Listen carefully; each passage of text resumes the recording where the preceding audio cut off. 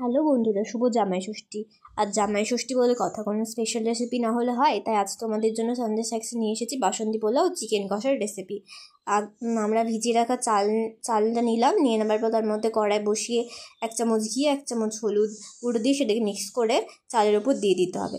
তারপর চালটাকে ভালো করে ম্যারিনেট করতে হবে, একটু আদা বাটা দিয়ে সেটাকে ভালো করে মাখাতে হবে।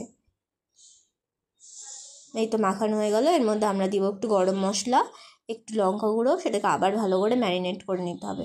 এরপর কড়াইয়ের মধ্যে ঘি, গোটা এলাচ, দারচিনি, লবঙ্গ আর জিরে দেওয়ার পর 2টো তেজপাতা দিব।